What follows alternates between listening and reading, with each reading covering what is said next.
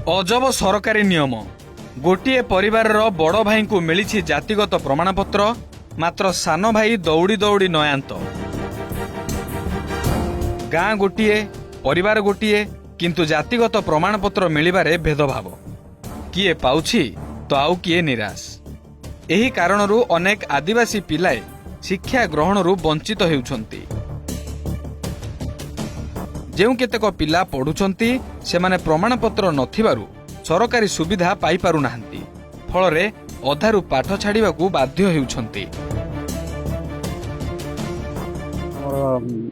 Cassette होनी college रे scholarship मागुछंती तो हेनी वाली कटे दोछंती स्कॉलरशिप मिलनी बाकी पिला मिली जाइए आप्लाय करने कटिगला कहला पट्टा ना बोली कहले न जोर अध पिला पाठ छाड़ दो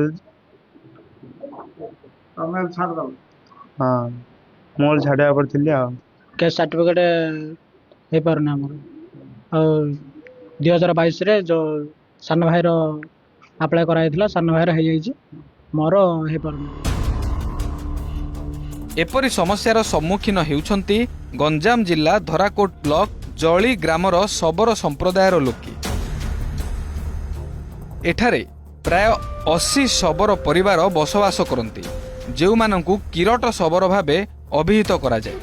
2022 पर्यंत ग्रामर लोके एही वर्गरे जातिगत प्रमाणपत्र पाउथिले फलरे आदिवासी पिलांको पाठ पढ़ारे जेउ सब सरकारी सुविधा रहिछि से सबु मिलुथिला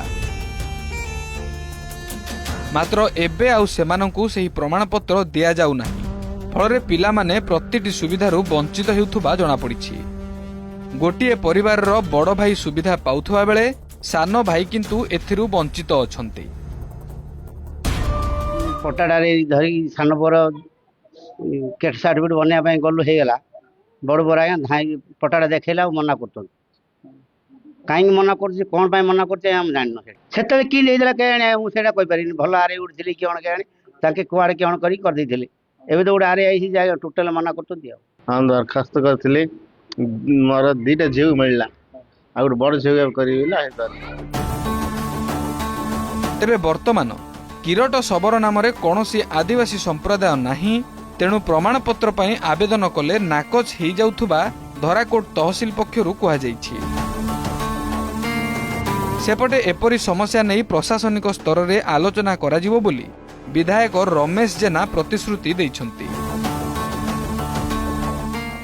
तीन जगार एमती रही गोटे सबर कास्ट अच्छी आम सानखेमुंडी ब्लॉक रे जे से प्रमाणपत्र लगी लगी केते दूर जाइए तो मत जन ना कि जलीर कथा मत कही अवगत करते एमू आम आरडीसी पठेबू नियम अनुजाई जहाँ अच्छी पदक्षेप ने।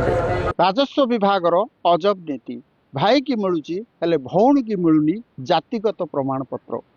धराकोट ब्लॉक जली ग्रामर आदिवासी छात्र छात्री माने केस्ट सर्टिफिकेट वंचित जोगु पिलांक भविष्यत हेउची अंधकार। आस्करू मनोज मुनि ओटीवी।